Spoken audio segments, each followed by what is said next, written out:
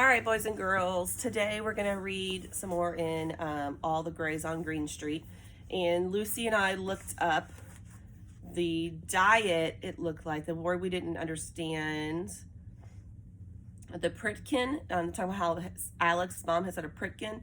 And so we found out that's just like, it's basically like a keto diet. It is like high protein diet. So that's what Pritkin is. Okay, so now we're on page 21.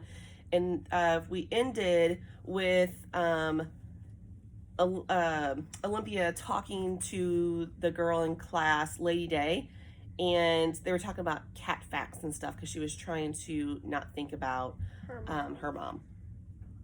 Okay, so this chapter is called Purr. Richard had piano practice after school, and Alex had to pick his little sister Maggie up and take her to his mom's office. So after a quick stop at Mr. G's, I went home by myself and got back into bed with my mom. I almost told her about the math test, but that wasn't the kind of thing she cared about even before she went to bed. Bobby Sands is dead, I said instead. I'd seen the headline at Mr. G's. Now remember, Bobby Sands is from a previous chapter, and he's like he's like an activist in the world, and so he is actually having like a hunger strike. So he's trying to make a political statement to get attention, and he's not eating because of that. It looks like he has died. My mom put her arms around me. He believed in something more than his own life, she whispered, and I couldn't tell if I thought that was the craziest thing I'd ever heard or the bravest. We lay there quiet together for a while, and then my mom said, "I'm sorry about all this, baby girl." Her voice sounded weak, watered down. "I don't want you to feel bad. I want you to get up." That's what she was thinking. Instead, I said, "It's not your fault." Then I added, "It's Dad's fault, and Voulez-Vu's." Remember, Voulez-Vu is the nickname they gave his dad's girlfriend. She shook her head. "No, babe, this isn't him. It's me," she said. "The work I'm making, it's not right." She paused. "And yes, him leaving a little, but mostly me." That would have been the right time to tell her about the note, but my dad had asked me not to tell anyone, and I knew it would worry her, especially the part about not everyone agreeing that what he was doing was the right thing. I did ask her if she talked to him, though. Even with my head on her chest, I could feel her slowly shaking her head. "Can you?" Another shake, and I believed her. If my mom knew how to get in touch with my dad, she would have told me then. We were quiet for a minute, and I could feel her going away again. So I asked her to tell me a story I'd heard 1,000 times. "Tell me the story of how you started making your sculptures." She shifted next to me. "Olympia, please, you know this story." I did, but I never gotten tired of hearing it. "My mom used to make gigantic paintings. When I was born, she stopped. Then she started making sculptures of little things she found lying around our house. She used garbage, mostly, except that things stop being garbage when my mom puts them into one of her sculptures." That's pretty cool how she takes like old things, old junk, and she turns it into art. That's pretty cool. There's a guy that we have like every day is Earth Day for clubs on Fridays, and Miss Barr showed us, our STEM teacher, that there's this guy who just walks down the street, and if he finds any metal anywhere, he reuses it. And like any trash, he spray painted it brown and like silver, and he makes like animals and just giant things. He made a huge guitar like as big as our house. It's cool. We should ask Mrs. Clance about that guy, see if maybe she can tell us. Maybe you guys should send Mrs. Clance a message and ask Mrs. Clance if she knows about any artists that make sculptures out of trash. Okay, back to our story. For a long time, she didn't show anyone she was making. Sorry, let me try that again. For a long time, she didn't show anyone what she was making until last year when she got picked up by an important gallery uptown. They'd given her space in a big show coming up in the fall, but she only had part of one new piece. That was another reason that she really needed to get out of bed. So she's an artist, so the way artists make money is they have to sell their art. And the way they get their name out is to go to a gallery, which is kind of like a store for art. And so like they put it up so people can walk in and see it, and if they like something they can buy it. And so this gallery had seen her work, and they want her to come and put some things in, but Olympia's worried because she doesn't have anything to put in right now. Okay, so then Olympia says, "Please." She bunched the pillow under her head and left her arm there. I had felt her chest rise as she took one deep breath and then another. "Before you were born, I made paintings. like the one in the living room. The canvas in the living room covered an entire wall between the windows, all soft blues and greens and yellows melting into one another. Looking at it made you want to hold your breath and go quietly, and if you were deep in a forest and trying not to disturb any of the creatures living there. Alex said it made him think of swimming underwater. It was hard for me to paint after you were born. Your dad would take care of you so I could work, but I just stand in front of the canvas. I didn't have the same things to say anymore. Then when you were a toddler, Apollo gave you a set of blocks made of beautifully sanded and polished wood.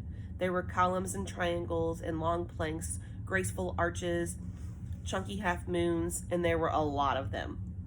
My mom and I had always agreed that one of the best things about those blocks, there were enough of them to really make something.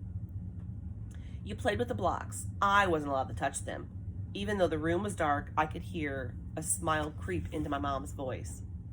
But I wasn't allowed to get up either. I had to stay and watch while you squatted there like a bossy little sumo wrestler with your Apollo blocks, your brow furrowed with the concentration it took to pinch and stack. Her voice turned dreamy and sad then. We had to work hard to learn the things we know. That's really cool. Like, the author has some great imagery there. Like, I can really see this little toddler, as you can probably imagine too, squatting down, because they all are so flexible, squatting down and bossing her around, telling her that she can't touch things, but she had to sit there and watch her. So that reminds me of kids now. Mom, watch, mom, watch, mom, watch. I can relate to her and how she said there was actually enough to build with. Mm-hmm. Because if you get these like these giant things of blocks and it shows a humongous castle, you can't actually make the castle because it doesn't give you enough. Yep, that's Like, pretty good.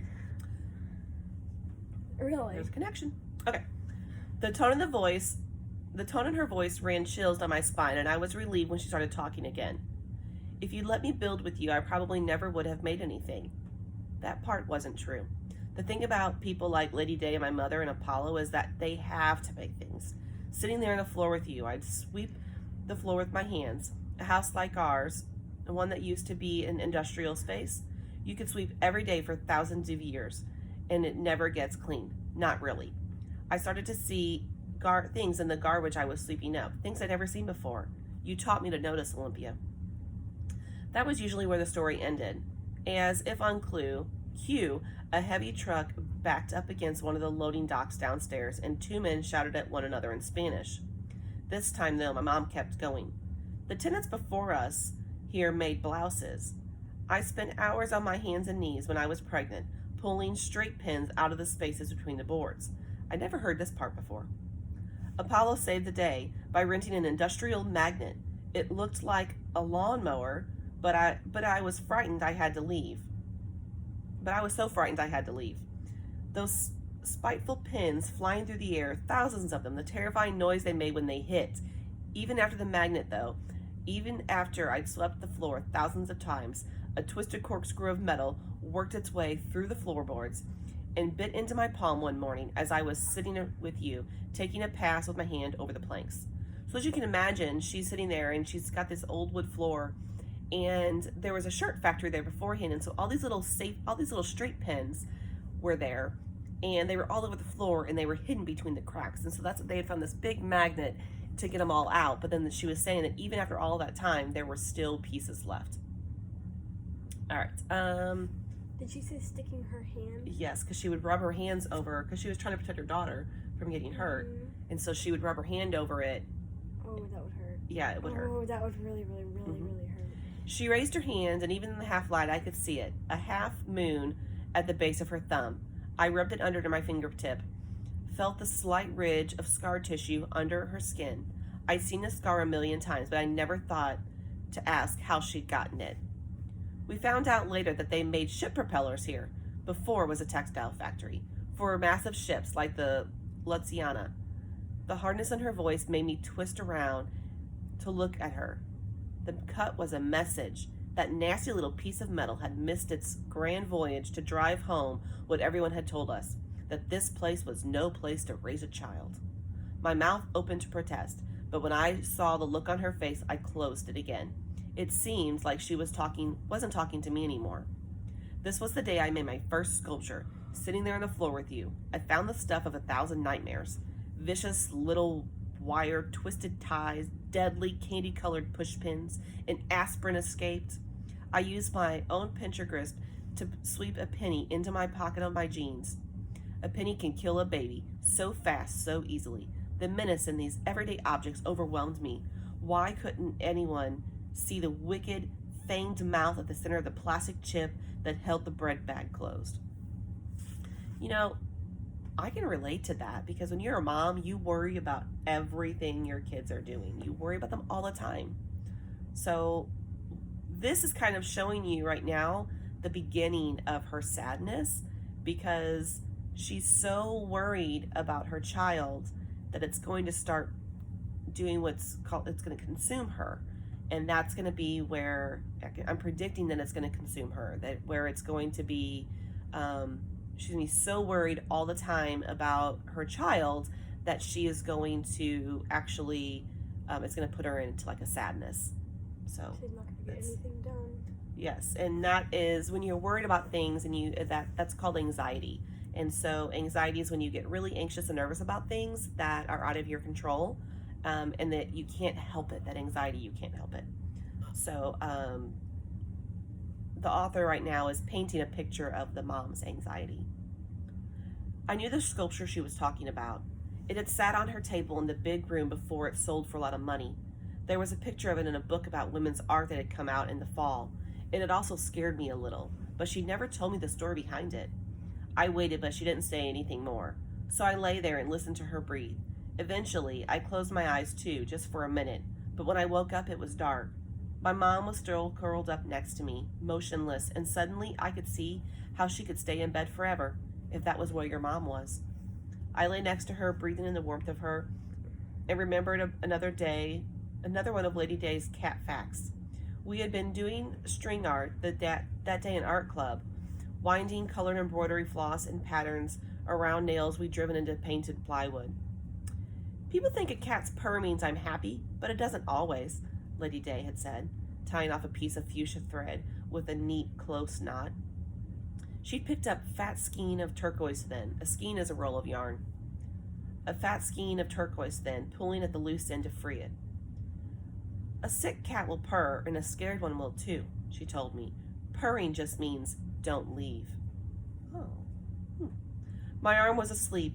I tried to wiggle my fingers without waking my mom, but she stirred it, so I carefully inched myself out from underneath her and got up.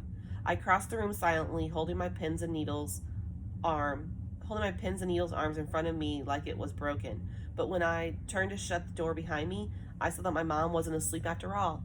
Her eyes were wide open, looking blankly at the indentation in the covers where my body had been.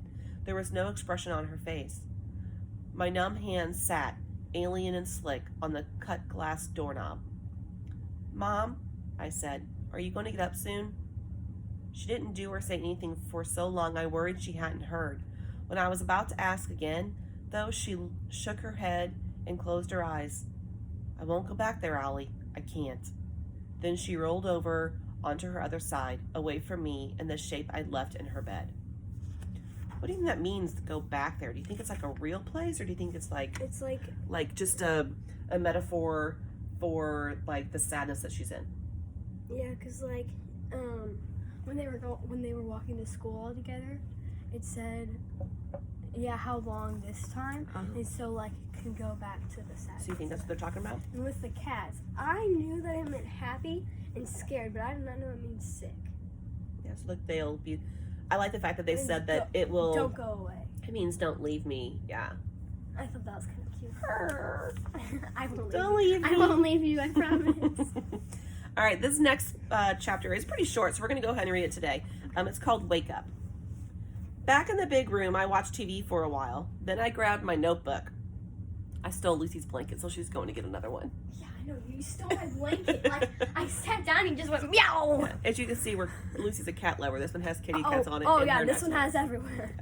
All right, so this one's called Wake Up. Back in the big room, I watched TV for a while. Then I grabbed my notebook, rolled open the huge window, stepped up onto the splintering sill, and crawled out. Most of the cast iron buildings in Soho had fire escapes running down the sides. I spent a lot of time on ours. You're invisible to people on the street when you're out there. Nobody ever looks up. It was cold out there, but it felt good. So I sat with my arms wrapped around my knees and watched the trucks leaving the button factory next door for the day. When they'd gone, Greene Street was empty and quiet, which might have been the only reason I noticed the movement in the empty lot across the street. Someone was climbing the chain link fence. I leaned forward to see, pulling my sweatshirt around me against the chilly spring evening. A small guy wearing a wide-shouldered brown suit and a brown fedora over longish, dirty blonde hair skillfully avoided the barbed wire at the top of the fence and jumped down to a crouch before heading over to the brick wall at the very back of the lot. He was putting up a poster. His suit surprised me. When my mom went through her poster phase, all of my jeans had scaly patches on them from the wheat paste, even though I was just the lookout. It wasn't the kind of job you'd wear a suit to unless you were trying to look like someone in an old movie. Dapper, my dad would have said. The guy stepped back to look at his work, now drawing on the wall. I could tell he was happy from the way he was standing. I picked up my notebook again, thinking I'd sketch him through the thickly painted iron bars of the fire escape. But he turned around to face my building and looked right up where I was sitting. My heart sped up, even though I wasn't doing anything wrong. In fact, he was. Paste ups are illegal, although the cops don't usually arrest people for them the way they do for graffiti. Then he tipped his hat at me. Before I could do what? What does graffiti mean? Graffiti, that's the painting, the spray painting people do on walls and stuff. Oh. You've seen that in downtown and stuff, yeah. Yeah, in like St. Louis. Yeah. And so paste ups is basically where, like, it's kind of the thing that people do, kind of like graffiti. They have these posters and they will go and they'll basically, she was saying wheat paste. It's like a paper mache paste, and that they'll paste on the back of the poster and then they'll slap it up on the side of a wall or something like that, and it sticks there. And so it was this, a lot of times they would put like political things out for people to understand. Sometimes it would be for like events, or sometimes it would just be art that they wanted to post. Okay, before I could do anything, in fact, before I could even think of what that could possibly be, he had clambered back over the heavy barbed wire. By the time I'd gotten myself together to respond, he was already halfway down the deserted block, moving fast, with small, tidy steps that made it look like he was dancing. I watched him go, then grabbed two of the iron bars and pulled myself up to a squat so I could see the poster. It was an egg, wearing black sunglasses and white gloves. Fat, glowing, bright yellow script ran along the top. Wake up. When you looked closely, you could see the egg's shell was covered in cracks. I sat back against the bars. I knew it was stupid, but the poster felt like a message to my mom. Ooh, all right. Okay, that kind of gave me an idea. And now that you said, are you at the end of the chapter? We are at the end of the chapter, and we're done reading for today, too. Do you have something you want to share? Now that you said that, the whole book, I was thinking, what kind of book is this? Like mystery? Now I'm thinking mystery, and now since that guy, I'm thinking mystery way more. That it's like a sign, because it was by, and then he looked at her and like, oh my gosh, she's here. I can't. Yeah. I mean, he tilted his hat to her, like saying hello, and so it makes you wonder, like, that, you know, do they know each other? Like, don't know. With the dad too. Oh, maybe, don't know. Maybe like a helper or something. But she didn't say that she recognized him, but she also didn't talk about his face, so she doesn't even see if she, you know, we didn't talk about if they saw his face or anything like that. So I don't know. Tune in tomorrow to find out. Yep. Goodbye. Bye.